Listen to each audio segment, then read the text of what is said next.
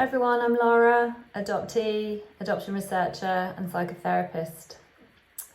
As they say, it's been a minute. I'm aware it's been a while since I uploaded my last video, but as you know, for me this channel is to be used as a resource, and it's about really getting out the findings of my research and the message out there to people in a very small way about some of the struggles that adoptees face, and those struggles being not very well known in the main, certainly outside of those of us who work in this field or who research in this field. It's something that the average person is very unaware of. I've been reflecting on this, and actually as it relates to failed reunions actually, and so I'm going to come back to just talking a little bit about that in a moment. I've got some updates. Jilly, who I know some of you will have seen on some of the webinars and conferences that we did last year, is also a therapist and adoptee herself. This year, Jilly and I are going to be working on writing some trainee modules for other counsellors and therapists working with adopted people. And the reason for this is because it's been historically very difficult because of the mystery, if you like, and the grey area surrounding the mental health needs of adoptees here in the UK. It's been very difficult for adoptees to access therapy, adult adoptees in particular. One of my findings, as you know, is that support for adoptees through their teenage years, development into adolescence, is absolutely crucial. But there are many adult adoptees who, because that was absent in our lives, now need support through those later years and for the rest of their lives. This is now being recognised, and there is a big consultation happening here in the UK right now, which is long awaited and very much needed, and is going to result in adoptees being able to access therapeutic intervention much easier than they would previously have done, and is going to mean that therapists are going to need to understand the particular needs and struggles of adoptees. And so Jilly and I are going to be involved in putting together some of the material around that. We're kicking it off with a podcast which we're going to be doing in conjunction with the BACP, which is the British Association for Counselling and Psychotherapy, and we are honoured and delighted to be doing that, and then looking at what training materials will be coming later for counsellors and therapists to access in order to understand better the needs of adoptees. So that's all really good. We haven't got timescales on that just yet, but did just want to let you know that things are moving. It's hard because we here in the UK, many think are sort of leading on some of these areas around the world, and it's still sorely lacking here. So it does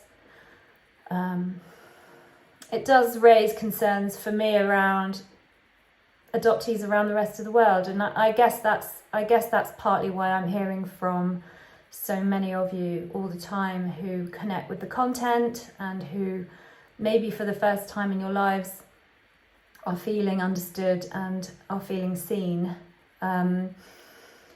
I guess it sort of ties into the main theme that I wanted to talk about today, which is that idea of the masses and the masses not understanding the plights and the struggles of adopted people. And so to find a resource whereby I and if it's someone else gets what it's about, that is hugely important. That validation, that idea of being seen and being recognised, and not having to, and this is really key I think, is not having to explain why we have struggles. It should just be given and understood. After all, we're very sophisticated as a race, as a species. It should just be a given that if you remove your child if you remove a child from its mother at birth or shortly thereafter, that child is going to suffer psychologically. It should be given. It should be a given, but sadly it's not. And I did want to just sort of touch on that in a minute, because it's quite fascinating how as people we kind of see a problem, we see that there's maybe a solution, and then suddenly it's all neatly packaged up and everything's okay. And this is how things have been in terms of adoption. There's a child, maybe a baby, who needs a home. There's a family, maybe a couple or an individual that steps in to adopt, and how wonderful that is, how selfless that is, and what a lovely ending to that story that is. Except we know that's not the ending, it's just the beginning, and we know that child brings with it a plethora of struggles, anxieties, traumas, and it's so important that more and more people start to see that as a given, as just being the case. I think that's why we're running a retreat this year, our first retreat actually, and it's going to be a small group, but I think that's why I believe that's going to be such an emotional event. And because so many adoptees have never, crazy as it may sound, been in a room with another adoptee, let alone several other adoptees, all of whom just get it, all of whom just understand what those struggles and problems and difficulties are, without you having to sort of explain it and justify yourself.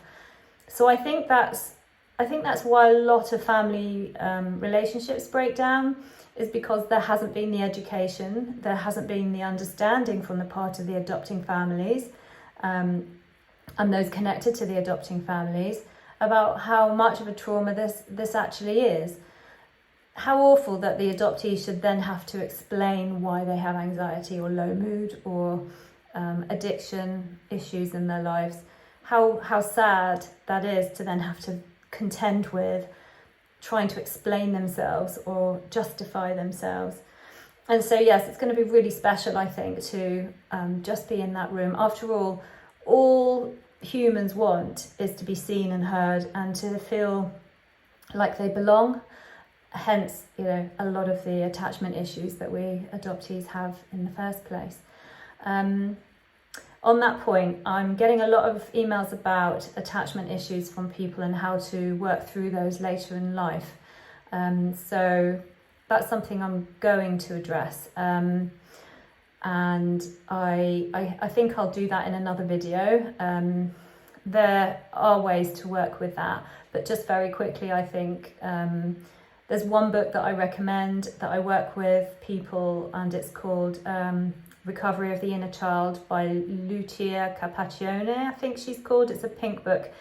So if anyone's watching who wants to learn or understand how they can work with their own attachment in relationships later in life, then for me the answer is to go back to the inner child and do healing work around that. And it's about re-parenting the self, because what we do is that we look to those around us to answer the problems, to make us feel safe, and they rarely can. And so we either end up staying in relationships because we're too scared of leaving, or we end up pushing them away before they reject us.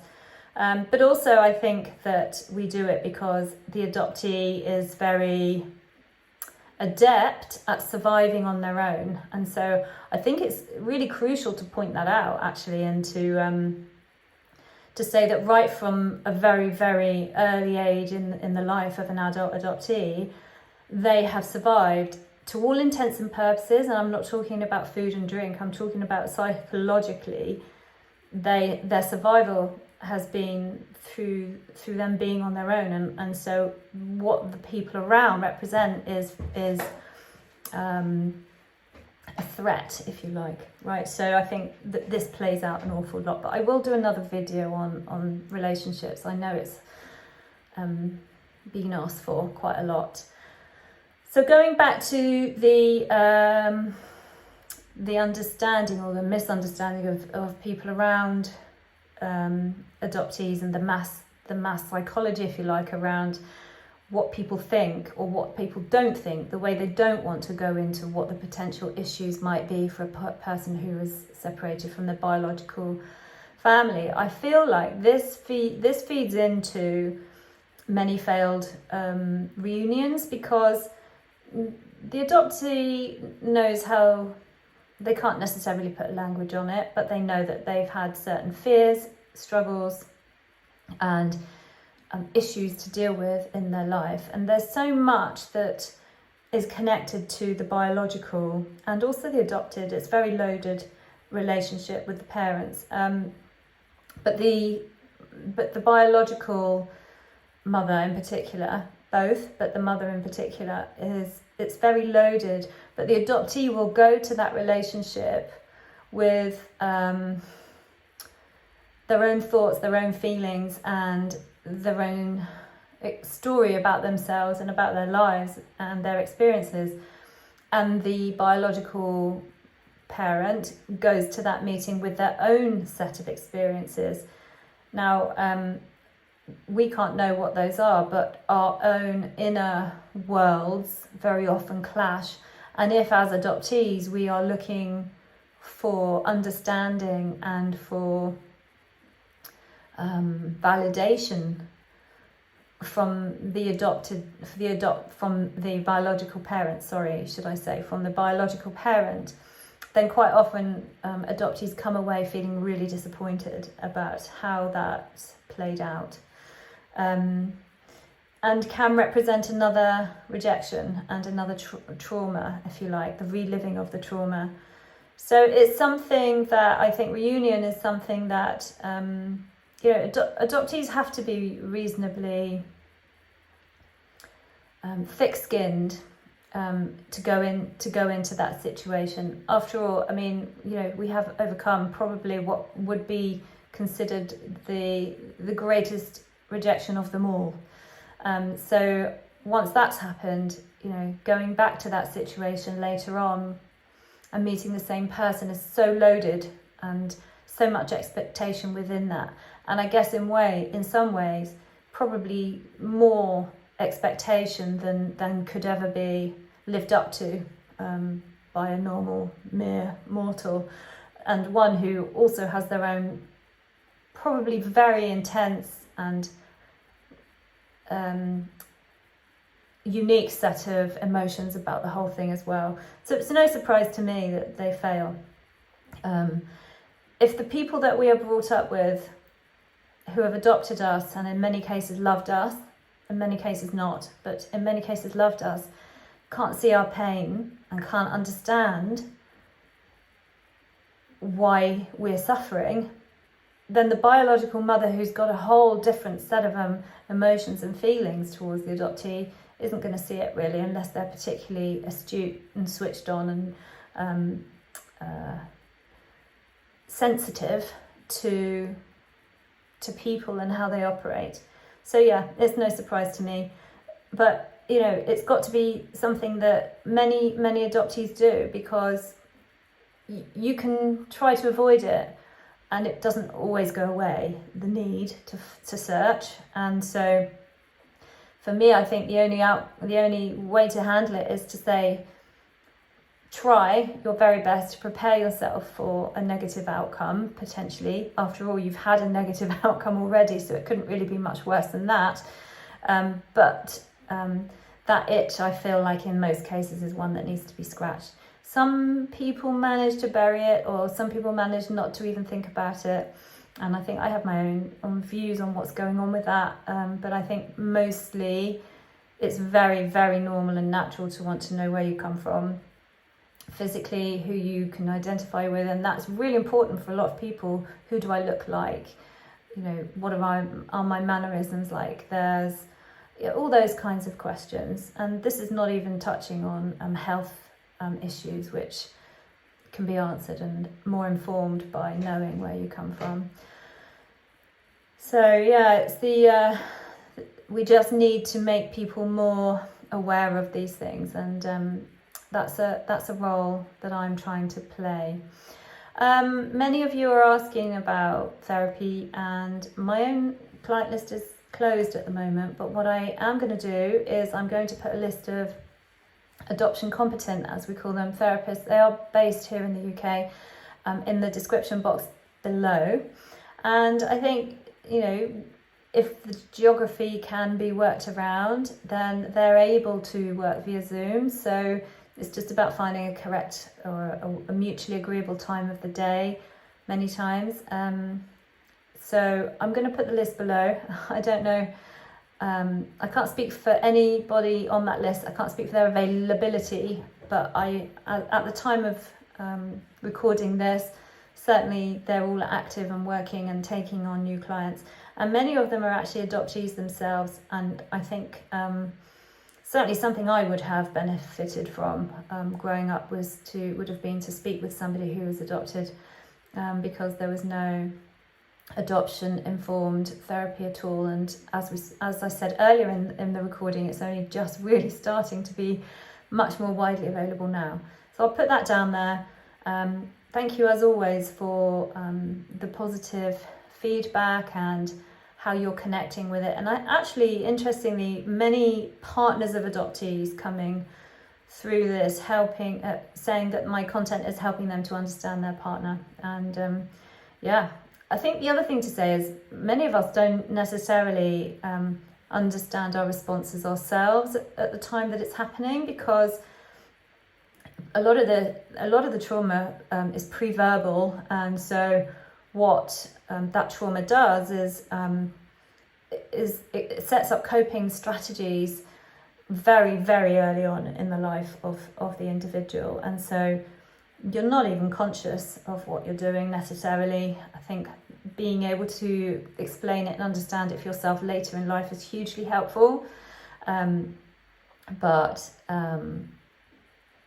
It's many cases, I think, where the people around, not enough cases, but I think many cases where the people around the adoptee find the behaviours sort of to be expected more so than the adoptee themselves. But it would be nice that adopted people didn't need to kind of punish themselves, I think, for some of their more challenging behaviours. And if there was a much more empathetic ear around them when they were growing up and also later on, then things could be that much easier. I'm going to link the 6 things video, the 6 things being the bottom line out of the research that I did, the findings that would be how to, in an ideal scenario, how we would parent adopted children, because the fact of not doing those 6 things can lead to more problems. Doing those 6 things, as I say, that came out of the bottom of the research findings, can help adoptees to achieve well-being later in life. And so I'll link that above, and I'll talk about those a bit more, I think. But certainly, I understand the need is huge for people to just kind of expect that this is a traumatic event, that adoption is a traumatic event, and what that might mean for the adoptee as they attempt to navigate their lives. So thank you ever so much for listening and watching. If you've watched to the end, if you haven't already, please do like and subscribe. And I can't promise that these videos are going to be particularly regular. As I said, it's just about this site being, this channel being a resource for adopted people and those in their lives. So thank you, and until next time, bye.